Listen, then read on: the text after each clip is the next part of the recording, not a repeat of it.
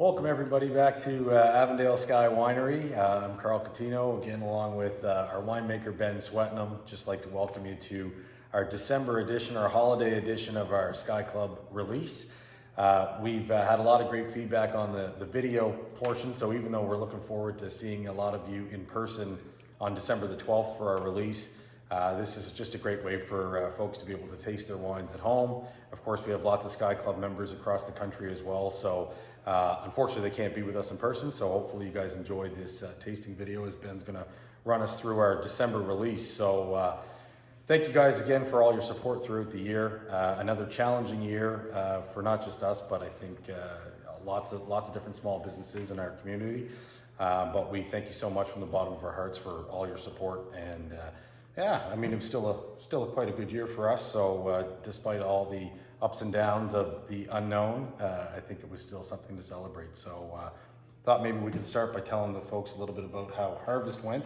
We just wrapped up about 5 or 6 weeks ago now, and Ben, you've seen a lot of harvests. How did this one compare in 2021?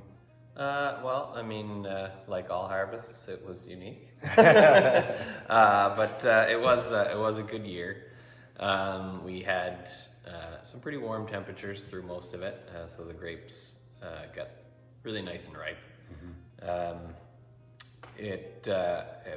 Here at the estate vineyard, we got hit by a couple of hailstorms within 5 days of each other earlier on, and that caused some difficulties for the crew out in the vineyard. They really had to work hard to keep things in good shape, but we managed to get a ripe and abundant harvest. So we pulled in almost 92 tons of grapes, which would be tied for our record of the most that we have ever processed here. Yeah. And the quality was certainly like above average for what came in.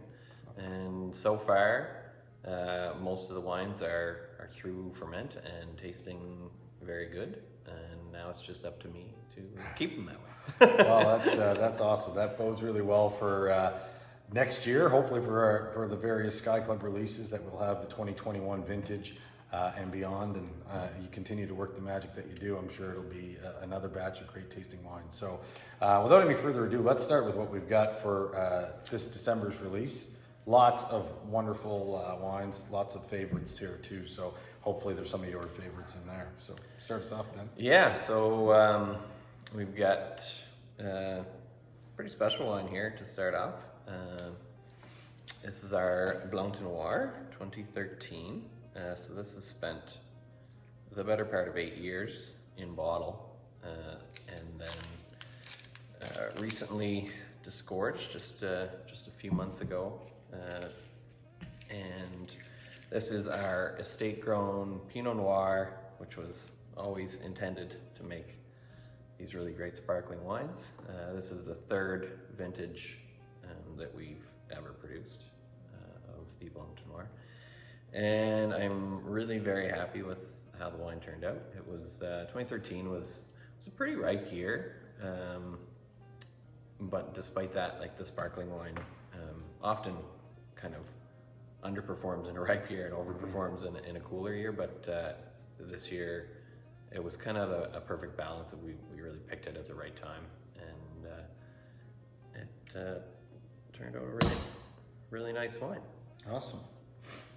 Yeah, I know we had a visitor this year, Michael Goodell from Wine Align, and he was, I think he visited a few different wineries here in Nova Scotia. So just, you know, I can't get into all, you could probably help explain the point scoring system a bit better, but thank you very much. But this wine scored a 94, which was the highest scored wine of at least his tour in Nova Scotia. So, you know, again, speaks volumes to the work that you put into this, Ben, and the process. So I don't know if you can speak a little bit about how the point system scoring works, just for our guests. Yeah, so, I mean, the sort of most common scoring system around is the 100-point scale. which is a little deceptive because it starts at 50 and goes to 100. Instead of a 50-point scale, let's just start at 50. If you're below 50, don't even make the wine. And right? pretty much no wine on the planet's ever scored below a 65, so it's really not exactly a 100-point scale, but I guess think of it kind of like your marks in class, where if you're in the 90s, you're doing really well. Okay. For wines, at most competitions, any wine that would score above a 91 or 92 would be a gold medal winning wine. Okay. Usually something in the high 80s would give you a silver, and the low 80s would give you a bronze, Okay. and below that would be no medal. So in that context, a 94 is a nice score, and I think almost more important for me is they also do at Wineline a value star rating, and this was 5 out of 5 stars for value. So for a bottle of wine that costs $75 to be rated 5 stars for value, I think is really nice. Oh, that's awesome. Nice thing to hear. Yeah. Speaking of the value, especially on the price point, because I think that's a question sometimes that we field is, our Blanc de Noir, obviously from 2013, $75 bottle of wine can scare some people, but it's not the most expensive wine in the world. But as we compare it to, say, our Lacadie at $55 a bottle, which was an award-winning wine, or the 2017 Benediction at $35 a bottle, like, how do you, explain to people when they ask you the price differences? I mean, ultimately, this wine does cost more to make. It's Pinot Noir, which is a very fickle variety, very difficult to grow. We aren't able to make this wine every year, just because it is that difficult in this or any climate really to do Pinot Noir consistently. So you have added cost of a lower crop from this variety. You have added costs from the fact that, well, maybe I would say on average about 2 out of every 3 years we can actually produce this wine, and then a significant cost of just hanging on to a wine for 9 or 10 years. Taking up that space in the warehouse, and having it at the right temperature and lighting conditions to store it properly to make a good wine. So there's a lot that goes into that sort of justifies, I think, that price point. And then I mean, if you just kind of look around at comparable wines, I think it's really very reasonable. Yeah, no, absolutely. So this one was the better part of 8 years. Wow. In bottle on lees, so you get that autolysis, which is the yeast that do that second ferment to create the bubbles. They then sort of die and explode, and release these interesting characters into the wine. They release something called mannoproteins, which have a softening effect on the wine, as well as sort of giving a perception of sweetness without actually adding sugar. And they give you the bready, doughy notes early on, and then later on, like with this amount of time, you get that like toasted, like brioche. Like garlic bread, but without the garlic. I'm definitely getting the plum on that. Like, that is like coming through and through, like, hard. Yeah, I find our Pinot Noir here, especially, like, it's you get like yellow plum on the nose. You get a little bit of citrus, like a little bit of like a really ripe lemon almost, and then there's a certain floral note as well. It's classic to Pinot Noir. No, it's delicious, and I know like a lot of sparklings that can be enjoyed on their own, that can be enjoyed with a lot of things. But what's the go-to? Someone's saving this bottle for something special. What's the food that we're pairing with this, Ben, or that you would pair with? I mean, for me, I can't afford caviar, but that's definitely a classic pairing. Okay. So for me, it would probably be oysters. Okay.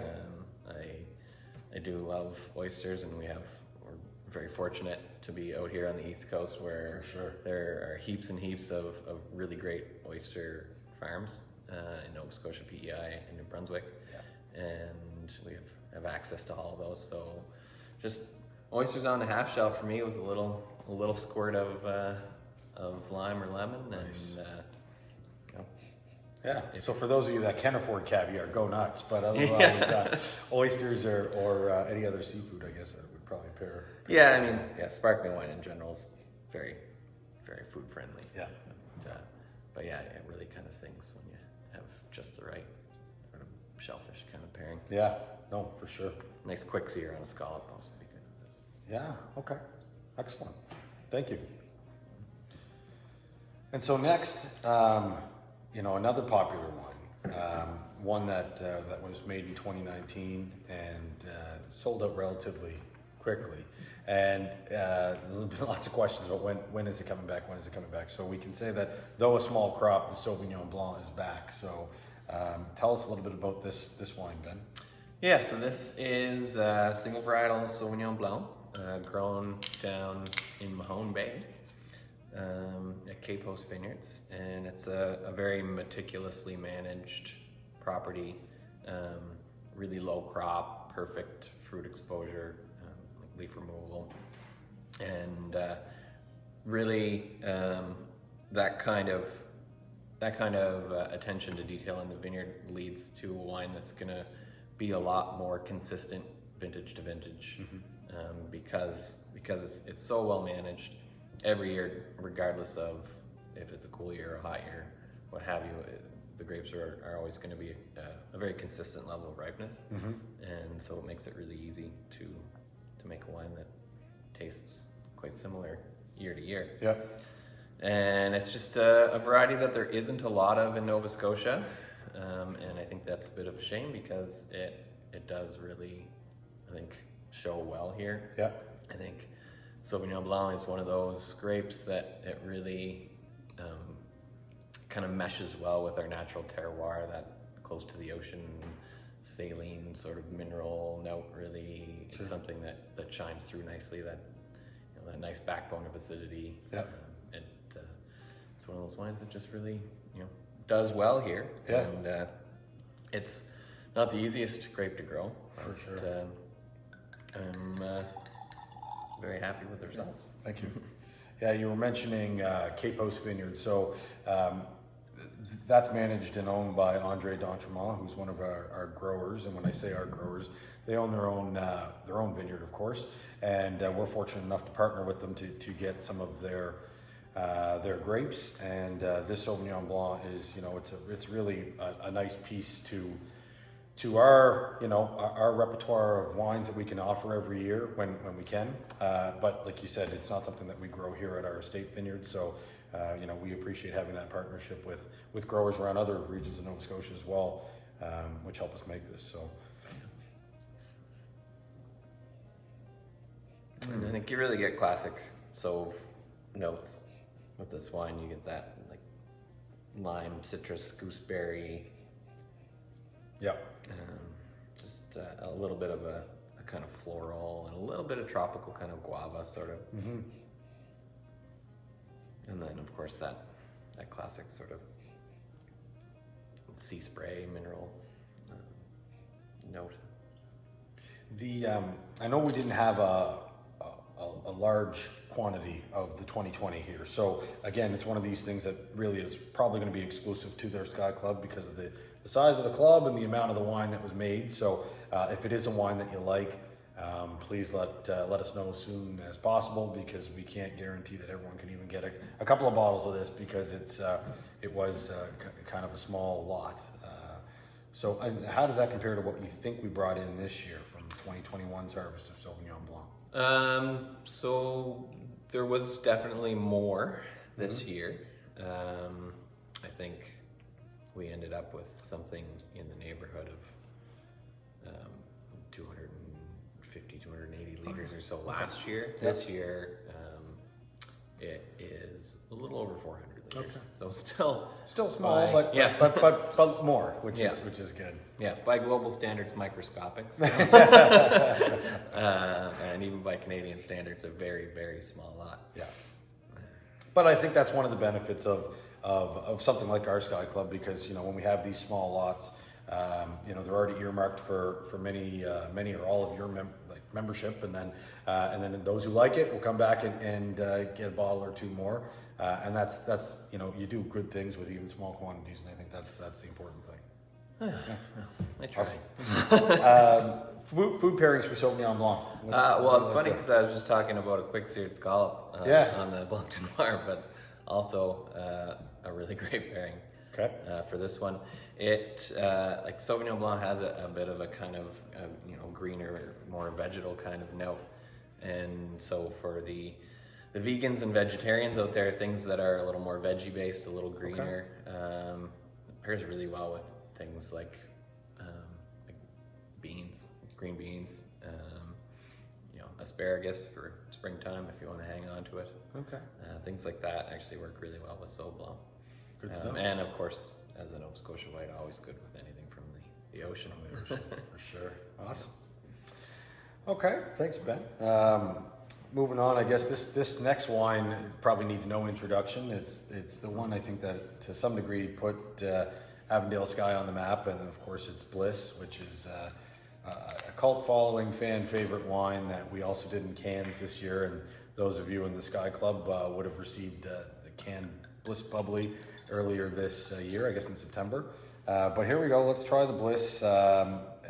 This is like constantly, there's not a day that goes by that someone's not ranting and raving about this wine in the winery. So tell us about Bliss for those who may not know, or tell us how it compares to Bliss of previous years in your mind.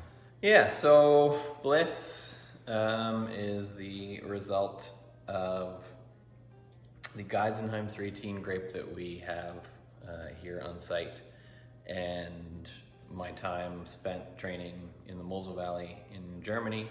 So Geisenheim is a grape that has Riesling as one of its parents, but it's a little more aromatic even than Riesling, but very similar. And so I was trying to sort of capture the Middle Mosel Cabernet Riesling style with this wine, but obviously uniquely Nova Scotian in that it's Geisenheim and it's grown here. So lower alcohol, a ferment that is stalled with natural residual sugar to maintain that primary grape fruity character. And so it's a very easy to drink wine on its own. It's also shockingly food friendly in that lower alcohol can handle spicy, really hot food. It's not going to cause any burn, and that higher acidity and higher residual sugar can really hold up to a lot of different flavors. So it can go with things that are really quite intense, but is just an easy drink on its own. For sure. Definitely get that. I've always said, and that's something not everybody can relate to, because I think most people know what a starfruit is, but not a lot of people necessarily had one. But it really does show a really distinct starfruit character on the nose and the palate. Yeah. Well, it's delicious. I've never had a starfruit, and if it tastes like this, it's not a bad fruit. But I've never. I know I'm exactly in that camp. It's I know what it looks like, but it's not one of those things I would even know where to start. Do you peel it? Do you cut it open? But if it tastes like this, it's very good. So again, this is just a classic wine that Ben has just nailed. Really, honestly, every year it kind of comes out. And how does this one compare to the ones you've done in the past, in your mind? So 2020 was such a hot year that it really did ripen, and so it's a lot more aromatically intense than previous vintages. So you really do notice on the nose there's a lot more intensity than most vintages of Bliss. More spice, more fruit intensity, more floral notes. Just it's like an amped up Bliss. For sure, for sure. No, I 2020. mean, I agree with you. I mean, we all know that the 2020 harvest, or the 2020 season, I guess, in terms of weather was quite good all around Nova Scotia. So we always said, you know, that anything you can get in a 2020 harvest, or 2020 vintage, excuse me, is probably going to be quite nice, and that definitely shows through on the Bliss. And obviously we have the Sauve, the Bliss, and then the final of the 4 wines is also from 2020. Probably one of our more popular reds, Ferry Road. I know the one that the Sky Club would have received last year was a non-vintage. It was sort of a blend of 2019 and I think 2015. But this is just solely 2020. So let's try this one, Ben, and walk us through maybe what the differences are between 2020's vintage and maybe historically the non-vintage that they would have received that was a blend of 2 years. Yeah, absolutely. So this Ferry Road, it kind of echoes the Bliss in the sense that it is a more ripe, more intense version, where Ferry Road in the past tended to be a much lighter wine.